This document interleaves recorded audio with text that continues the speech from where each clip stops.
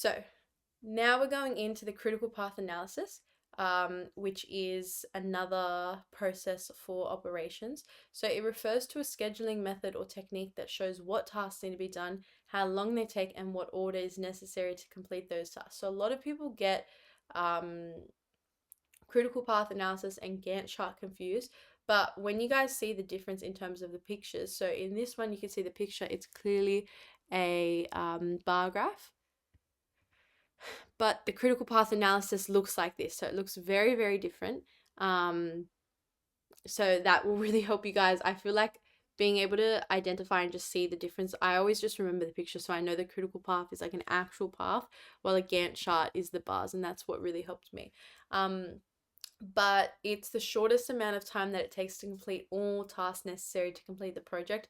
Honestly, when it's all notes, I really struggled to understand what a critical path analysis was when it was purely notes. I needed to see the picture and actually practice it, because it's really like wordy and it doesn't actually make much sense when you're just explaining it. It's definitely the visual that will definitely support it. So if this doesn't make too much sense, it's completely fine. I was exactly the same. Hopefully when we get to the photo, it'll make a bit more sense and we can work through the diagram.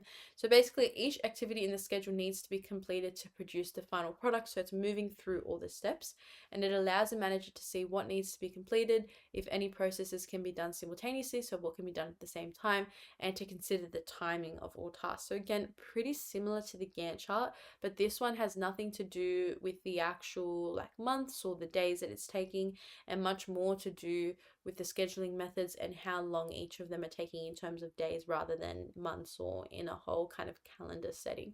So scheduling is so important, and scheduling processes provide direction to the organization's operations functions. It improves their overall coordination because lots of things can be done simultaneously and they're multitasking to work quicker, but it also enables that means of control and also ensures that they can be as productive as possible.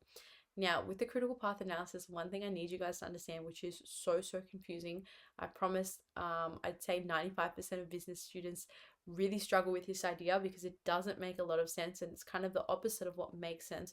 But when you're calculating the critical path, you never want to choose the path that has the shortest amount of days, because the answer for every single critical path that you get is that the shortest path that completes all tasks is the longest path, which makes zero sense.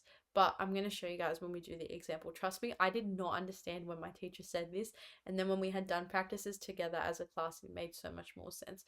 But to calculate the critical path, you always want to choose the path that has the longest amount of days. So even though it's going to ask for the shortest path is actually the longest path that it takes because you can do more things at once. Again, we're going to get to the photo. But for example, if you're stuck choosing between task B, which is 8 days, or task C, which is 25 days, the answer will always be the bigger number. So it's always going to be the largest number, which in this case is 25. So even though task B has been bypassed to choosing task C, the activities of task B have already been completed because you're doing them at the same time. So it actually makes it quicker.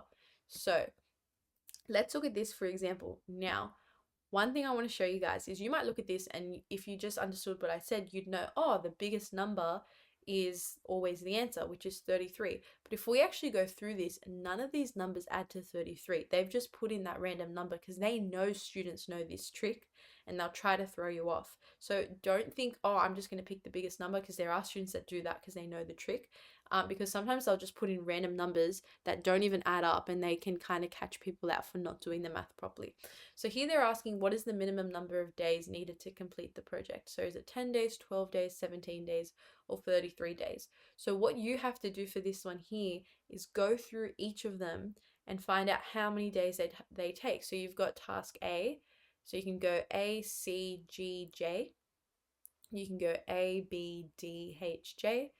You can go A, B, E, I, J. You can go A, C, F, I, J. You can go A, B, E, F, G. Like, there's all the different paths you can do.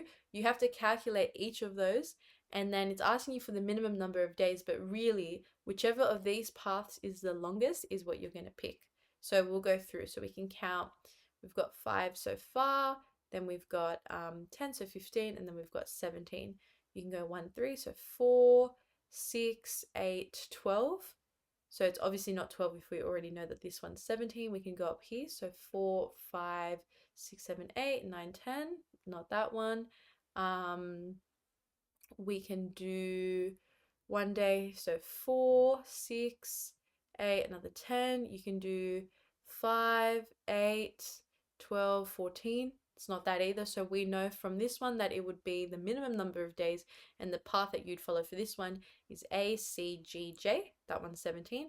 And then you've got your answer, which is over there, and it's C. So I know, like I said, I just said, oh, the biggest answer is your is always going to be the answer, even though it's asking for the shortest amount. And like I said, like the biggest answer here in this multiple choice is 33, but none of these numbers add up to 33. So please, I know it's tempting, especially when you learn this trick, and it's annoying to go through and do all the paths. But again, it's one mark that you can guarantee that the answer is there. You just got to pick the right one, and it's literally just addition. So just go through. I would like do it in highlighter just so I could like do the different paths.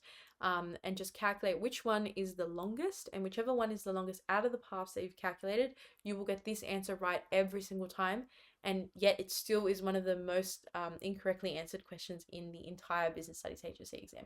So hopefully that makes sense. It's not too confusing. I hope with the picture here it makes a lot more sense, because again, with the wording and even for the Gantt chart, I found that having the visuals is just, when you're talking about paths and graphs and diagrams, it makes so much sense when you're actually learning with it. And this is how they are going to assess you. They can ask you a short answer and say, what are the two advantages of a Gantt chart, what is the purpose of a critical path analysis, but being able to do the actual math and actually apply it will just help you answer that anyways.